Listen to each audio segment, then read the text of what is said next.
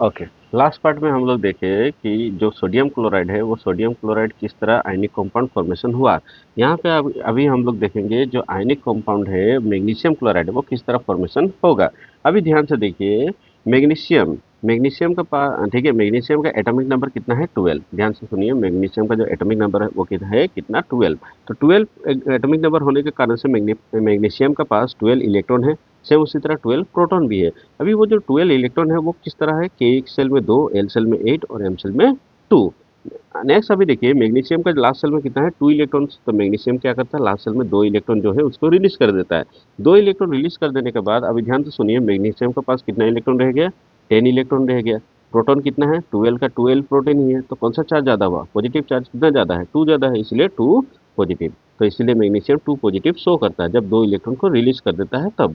Same उसी तरह अभी 2 इलेक्ट्रॉन रिलीज कर दिया, अभी 2 इलेक्ट्रॉन को रिलीज कर दिया तो उसको रिसीव करने के लिए क्या होना चाहिए, 2 क्लोरीन होना चाहिए। तो एक क्लोरीन कितना इलेक्ट्रॉन रिसीव करेगा, एक इलेक्ट्रॉन रिसीव करेगा। सेम दूसरा क्लोरीन और एक इलेक्ट्रॉन को रिसीव करेगा। तो दो अलग अलग क्लोरीन एक एक इलेक्ट्रॉन को रिसीव करने के बाद दोनों क्लोरीन के पास पहले 17 इलेक्ट्रॉन था, अभी क्लोरीन के पास हो जाता है अभी 18 इलेक्ट्रॉन। तो इसीलिए क्लोरीन एक नेगेटिव चार्ज शो करता है। अभी क्लोरीन 2 इलेक्ट्रॉन ले ही नहीं सकेगा, क्योंकि इसको जरूरत है ओनली 1 इलेक्ट्रॉन्स का, ठीक है। तो इसीलिए एक ही इलेक्ट्रॉन को लेता है। तो यहाँ पे 2 इलेक्ट्रॉन रिलीज किया जाता है, उसको 2 अलग अलग क्लोरीन लेता है। और जिस तरीके से इलेक्ट्रॉन आयनिक कंपाउंड बनता है वो है मैग्नीशियम क्लोराइड। अभी नेक्स्ट उसको देखिए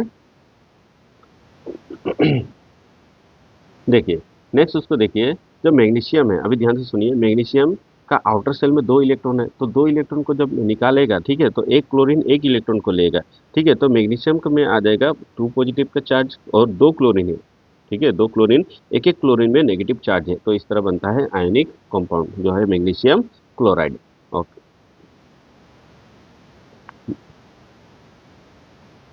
नेक्स्ट अभी हम लोग देखेंगे आयनिक कंपाउंड का डेफिनेशन जो है ना उसको, ठीक है। अभी देखिए, आयनिक कंपाउंड का जो डेफिनेशन है, ध्यान से देखिए, ionic compound, the compound form by the transfer of electron. ध्यान से सुनिए, the compound form by the transfer of electron from a metal to a non metal. एक मेटल से नॉन मेटल से एक मेटल से नॉन मेटल तक जो इलेक्ट्रॉन का ट्रांसफर होता है वही ट्रांसफर ऑफ इलेक्ट्रॉन को ही बोला जाता है आयनिक compound. The compound form bye, ध्यान से सुनिए, कोई एक कंपाउंड बन रहा है, कैसे बन रहा है, इलेक्ट्रॉन ट्रांसफर होकर, कहाँ से ट्रांसफर होकर, मेटल से नॉन मेटल से ट्रांसफर होकर, उसी को बोला जाता है आयनिक कंपाउंड। अभी ध्यान से सुनिए, आयनिक कंपाउंड को और एक कंपाउंड बोला जाता है जो है इलेक्ट्रोवेलेंट कंपाउंड। क्या कंपाउंड, इलेक्ट्रोवेलेंट कंपाउंड। नेक्स्ट देखिए, प्रॉपर्टीज ऑफ आयनिक कंपाउंड। देखिए, प्रॉपर्टीज ऑफ आयनिक कंपाउंड, इसका पहला प्रॉपर्टीज है फिजिकल नेचर। आयनिक कंपाउंड का जो फिजिकल नेचर है या देखने में किस तरह होता है, they are solid and hard generally brittle. Ionic compound बहुत ही ज्यादा सॉलिड होता है और बहुत ही ज्यादा हार्ड होता है, और ठीक है, एंड ब्राइटल। ब्राइटल का मतलब जब हम लोग इसके ऊपर में प्रेशर अप्लाई किया जाता है वो पीस पीस ब्रेक डाउन हो जाता है। नेक्स्ट देखिए, melting and boiling point. Ionic compound का जो मेल्टिंग एंड बॉइलिंग पॉइंट है वो बहुत ही ज्यादा हाई है। देखिए, they have high melting and boiling point. उसका एग्जांपल हम लोग बुक से ही देख सकते हैं। ध्यान से देखिए, एनसीईआरटी का जो बुक है उसमें डिटेल्स में दिया हुआ है। यहाँ पे देखिए, melting and boiling point of ionic compound, ध्यान से देखिए, melting and boiling point of ionic compound यहाँ पे दिया गया है। अभी सबका मेल्टिंग एंड बॉइलिंग पॉइंट देखिए, यहाँ पे अगर हम लोग, ठीक है, सोडियम क्लोराइड का देखेंगे तो उसका मेल्टिंग पॉइंट जो है 1074 केल्विन।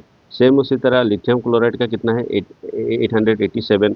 कैल्शियम क्लोराइड का मेल्टिंग पॉइंट कितना है 1045।